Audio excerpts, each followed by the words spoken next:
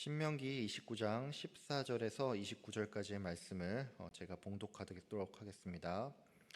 내가 이 언약과 맹세를 너희에게만 세우는 것이 아니라 오늘 우리 하나님 여호와 앞에서 우리와 함께 여기 서 있는 자와 오늘 우리와 함께 여기 있지 아니한 자에게까지이니 우리가 애굽 땅에서 살았던 것과 너희가 여러 나라를 통과한 것을 너희가 알며 너희가 또 그들 중에 있는 가증한 것과 목석과 은금의 우상을 보았느니라.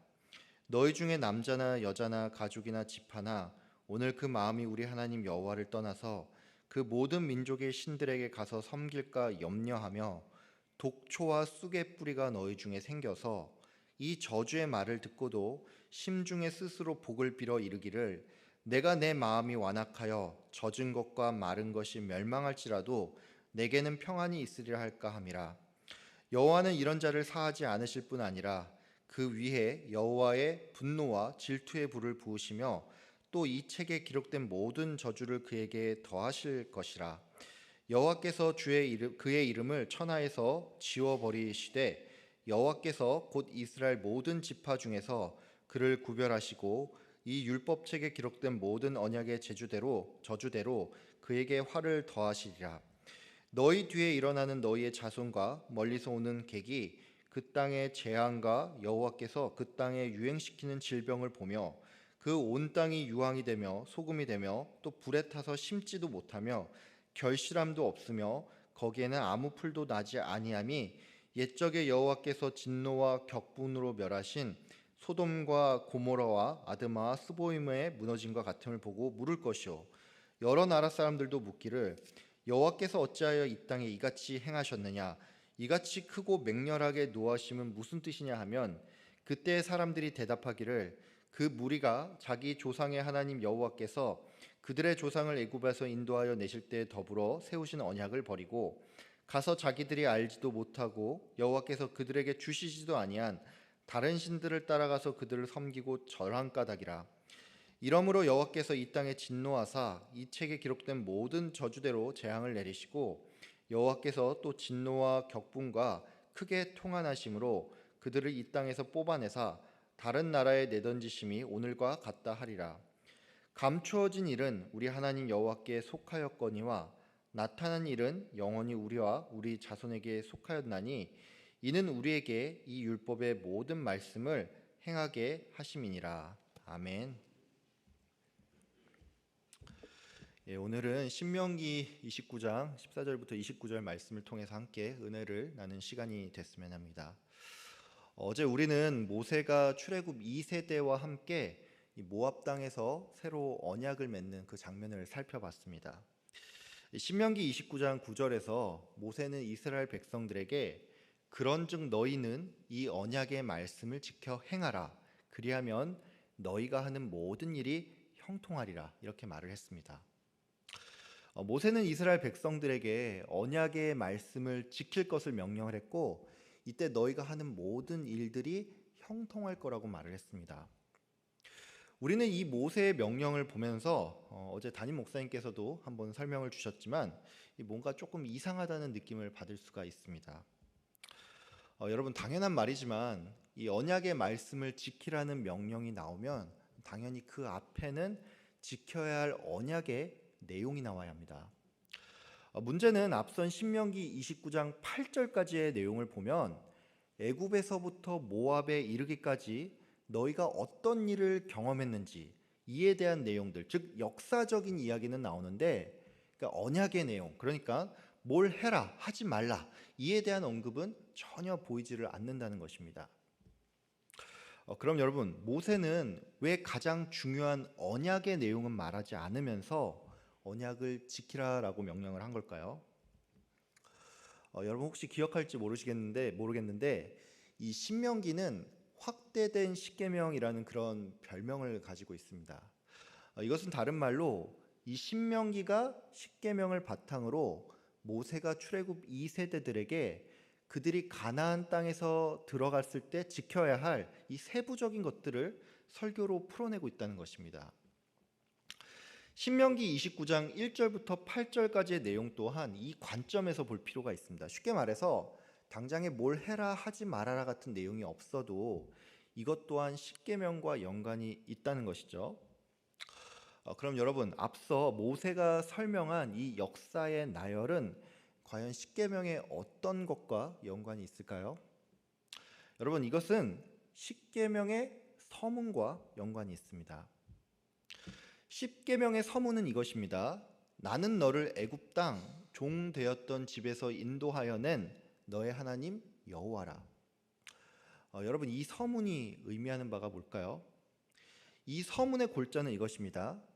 나는 너희의 인생을 주관하는 여호와 하나님이니 너희는 나를 절대로 잊지 말라는 것입니다. 즉 모세가 신명기 29장 1절부터 8절까지 여호와 하나님께서 너희를 어떻게 여기까지 이끌어 왔는지를 설명을 하고 이후 9절에서 언약을 지키라라고 명령을 한 것은 나는 너를 애굽 땅 종되었던 집에서 인도하여 낸 너의 하나님 여호와이니 너희는 언약을 지켜라. 즉 나를 절대로 잊지 말라는 그 명령이라는 것입니다.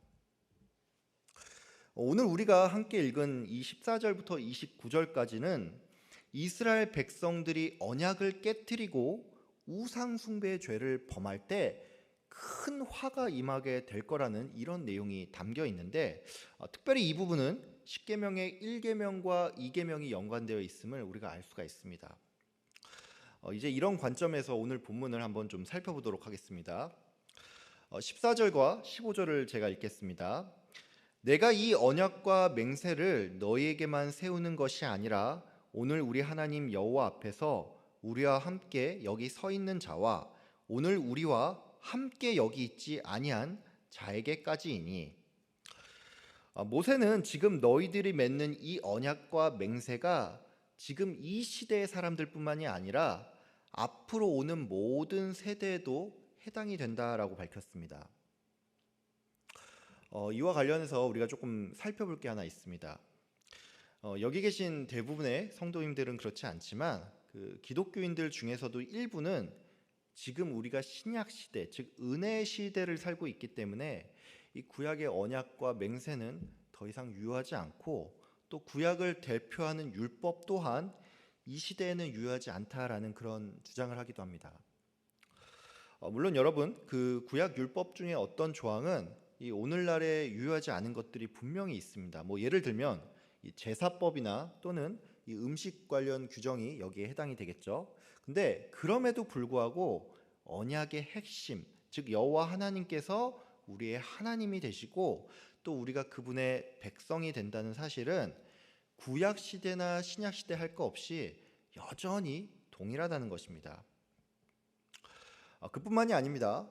구약의 율법 중에 어떤 것들은 비록 그 조항 자체는 사라졌을지 몰라도 그 정신은 여전히 유지가 되는 게 있는가 하면 또 어떤 율법은 그 자체로 살아남아서 오늘날에도 유효한 것들이 많습니다. 여러분도 아시겠지만 오늘날 우리 개혁주의 교회가 참고를 하는 이 웨스트민스터 신앙 고백서라든지 또 하이델베르크 요리 문답 같은 경우에는 공통적으로 이 구약의 십계명에 대해서 다루면서 이것이 과연 어떤 의미인지를 설명하고 있음을 우리가 알 수가 있습니다. 즉 이 말은 구약 시대 이스라엘 백성이 맺은 언약과 또 구약을 대표하는 율법이 이 오늘날에는 유효하지 않다라는 이 주장은 전적으로 잘못된 주장이라는 것입니다. 여러분, 하나님께서 이 언약과 맹세를 지금 내 앞에 있는 너희뿐만이 아니라 함께 서 있지 아니하는 자들과도 세운다라고 말씀을 하셨죠. 여러분, 이 말이 의미하는 바가 뭘까요? 하나님께서 오는 세대와도 언약을 맺으셨으니까 우리가 그냥 가만히 있어도 이 다음 세대에게 언약이 이어진다는 그런 말일까요? 당연히 아니겠죠. 하나님께서 지금 이 자리에 있지 않은 자들과도 언약을 맺었다는 말은 이 언약이 다음 세대에 이어질 수 있도록 우리가 또한 부단히 노력해야 한다는 것입니다. 여러분, 사사기에 보면은 이런 말씀이 나옵니다. 여호수아를 알던 세대가 죽고 난 뒤에 이 새로운 세대가 시작이 되는데 성경은 이들을 다른 세대라고 표현을 하면서 이들은 여호와께서 이스라엘에게 행하신 그 일을 알지 못한다라는 그런 설명이 나옵니다. 여러분 이게 무슨 말입니까? 이 말은 여호수아와 함께 했던 세대들이 그 다음 세대에게 이 하나님이 어떤 분인지를 제대로 가르쳐 주지 않았다는 말입니다. 여러분 우리가 말로는 언제든 다음 세대를 외칠 수가 있습니다. 근데 이런 우리가 말로는 다음 세대를 외치면서 실제로 나의 자녀에게 복음을 전해주지 않는다면 우리의 이 다음 세대는 정말 말 그대로 다른 세대가 될 수 있습니다. 여러분 나의 다음 세대가 우리와 같은 언약의 세대가 될 수 있도록 우리의 자녀에게 또 내가 아는 사람들에게 항상 이 복음의 메시지를 전하는 여러분이 되시길 바랍니다. 이제 좀 이 이후를 좀 살펴보겠습니다. 모세는 16절에서부터 17절까지 이스라엘 백성이 애국과 광야에서 수많은 우상들을 보고 접했으며 또 하나님께서는 이 우상을 가증한 것, 즉 몹시 미워한다는 사실을 밝혔습니다.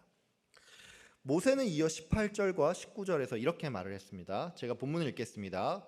너희 중에 남자나 여자나 가족이나 집하나 오늘 그 마음이 우리 하나님 여호와를 떠나서 그 모든 민족의 신들에게 가서 섬길까 염려하며 독초와 쑥의 뿌리가 너희 중에 생겨서 이 저주의 말을 듣고도 심중에 스스로 복을 빌어 이르기를 내가 내 마음이 완악하여 젖은 것과 마른 것이 멸망할지라도 내게는 평안이 있으리라 할까 함이라.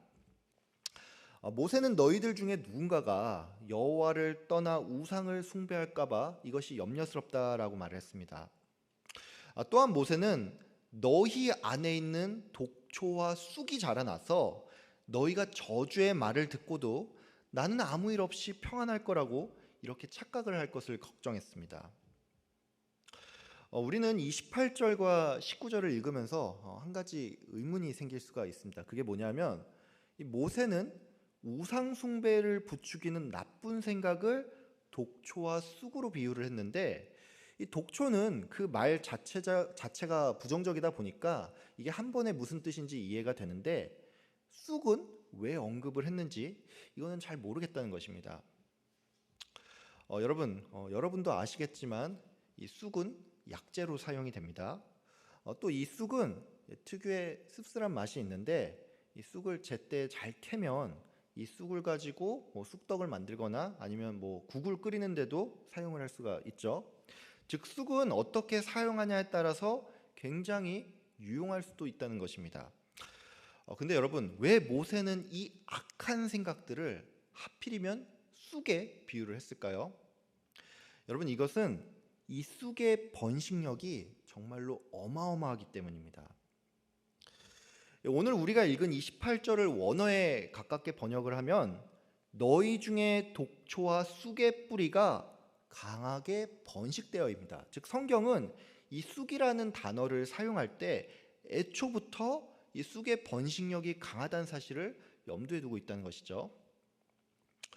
아마 여러분들 중에서도 뭐 이런 얘기 들어본 분이 계실 텐데 1945년에 일본 히로시마에 원자폭탄이 떨어지고 나서 이 방사능 때문에 모든 식물들이 다 말라 죽었는데 그 폐허가 된 땅에 가장 먼저 다시 자라난 식물이 쑥이라고 합니다.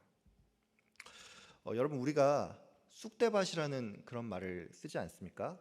이 쑥대밭이라는 단어는 뭔가가 엉망진창이 되거나 이 어딘가가 폐허가 됐을 때 사용하는 단어인데 이 말이 어떻게 생겼냐 하면 이 과거에 사람들이 농사를 짓다가 이 농과 밭을 묵힐 때가 있잖아요. 근데 그때 쑥이 자라나서 쑥으로 이 논밭이 무성하게 될 때 이 땅은 더 이상 경작을 할 수 없다는 의미로 쑥대밭이 됐다는 그런 말을 썼다라고 합니다.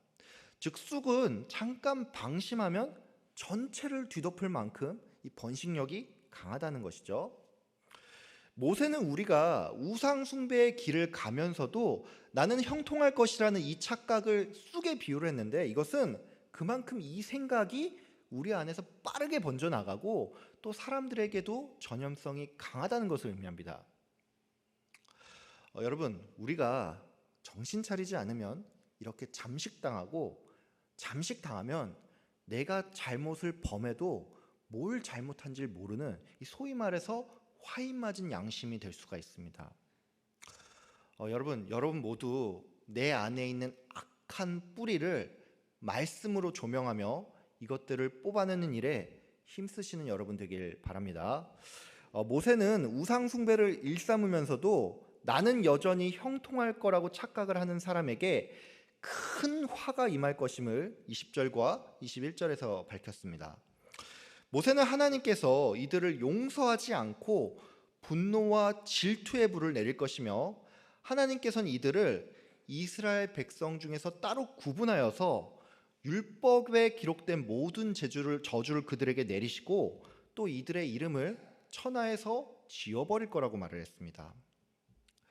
22절부터 마지막 29절까지는 이 하나님의 진노가 임할 때 그들의 멸망이 마치 소돔과 고모라와 같을 것이며 이 멸망당한 장면이 너무나 비참한 나머지 도대체 이들이 무슨 일을 저질렀길래 이와 같은 심판이 있는 것인지 오는 세대들과 다른 나라 사람들과 이방인들이 물어볼 것이라고 설명했습니다. 모세는 마지막으로 이 질문을 받은 사람들의 답변과 함께 하나님께서 때로는 세상에 밝히지 않는 것도 있지만 하나님은 우리와 우리의 자손들에게 율법을 밝히 밝혀주셨으니 우리는 그 말씀에 순종해야 한다라고 말을 했습니다. 우리는 오늘 이 말씀을 보면서 성도인 우리 또한 이 말씀에 순종을 하지 않으면 심판을 피할 수가 없고 그러니까 우리는 매사에 조심해야 한다는 그런 결론을 얻는 편입니다. 여러분 우리가 이 본문을 통해서 이 같은 교훈을 얻는 것은 분명히 상식적이고 타당한 일입니다. 근데 여러분 저는 오늘 이런 일반적인 그런 결론보다는 이 모세의 경고를 하나님의 입장에서 생각하는 이런 시간을 좀 가졌으면 합니다. 여러분 모세는 출애굽 2세대에게 너희가 하나님의 언약을 깨뜨리고 우상 숭배의 잘못을 범할 때 어떤 일을 당하게 될지 분명하게 경고했습니다. 이 모세의 이런 경고는 그냥 염려 수준의 발언이 아니었습니다. 신명기 31장 27절에 보면 이런 말이 나옵니다. 내가 너희의 반역함과 목이 보든 것을 아나니 오늘 내가 살아서 너희와 함께 있어도 너희가 여호와를 거역하였거든 하물며 내가 죽은 후의 일이랴.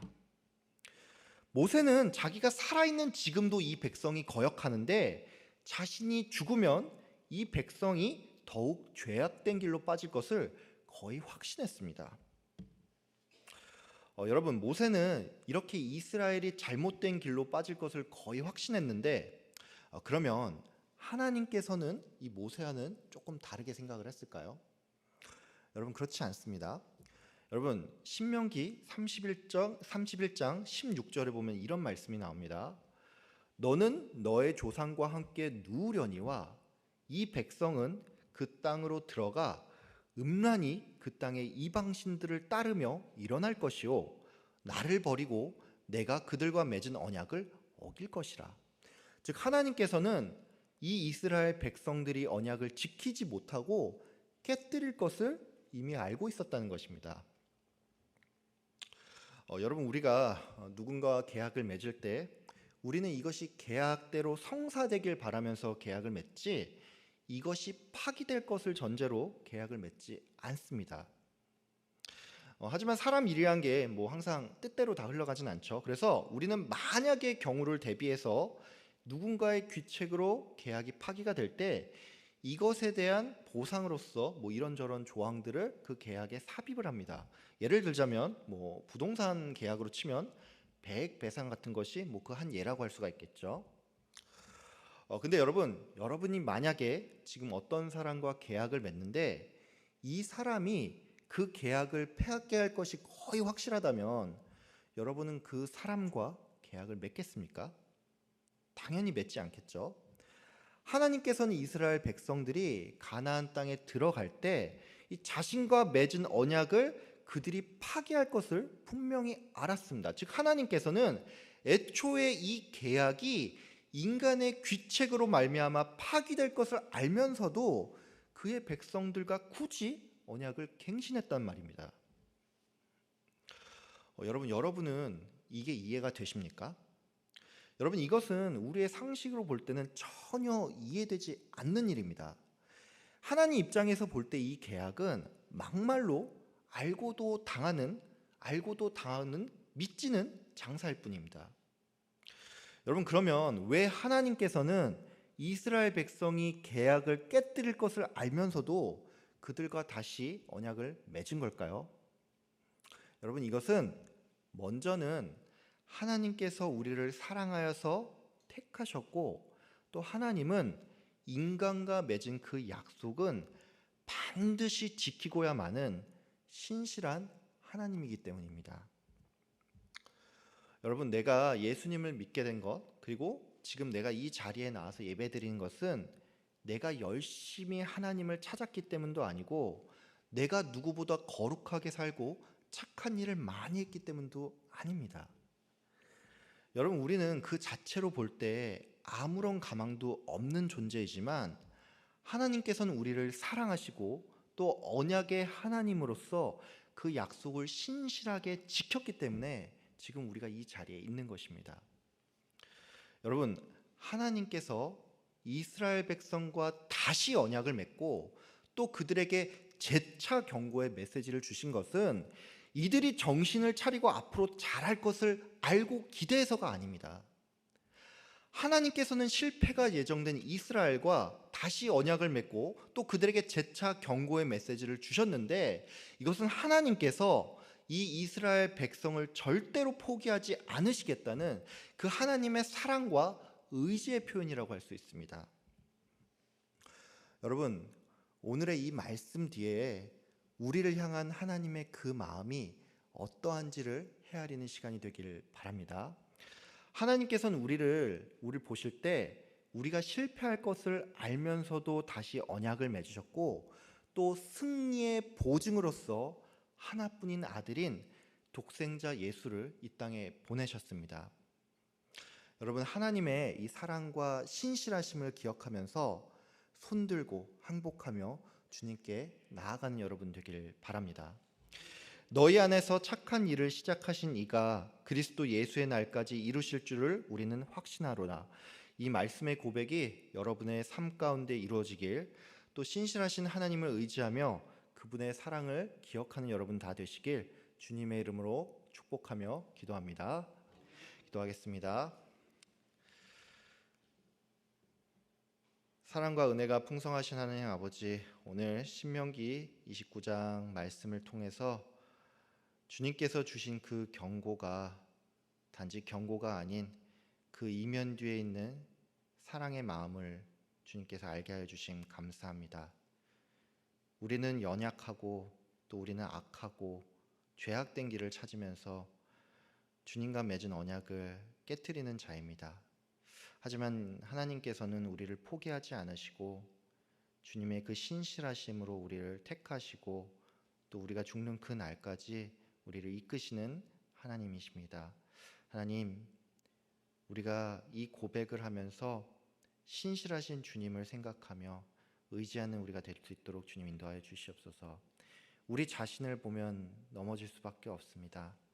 내가 과연 성도가 맞는지, 성도로서 바른 삶을 살고 있는지 의심스러운 순간이 많은데, 그런 순간일지라도 나를 놓지 않고 붙드시며 사랑하시며 나를 주의 길로 인도하시는 그 주님을 바라보며 살아가는 우리가 될 수 있도록 주님 인도하여 주시옵소서. 감사드리며 예수님의 이름으로 기도하였습니다. 아멘.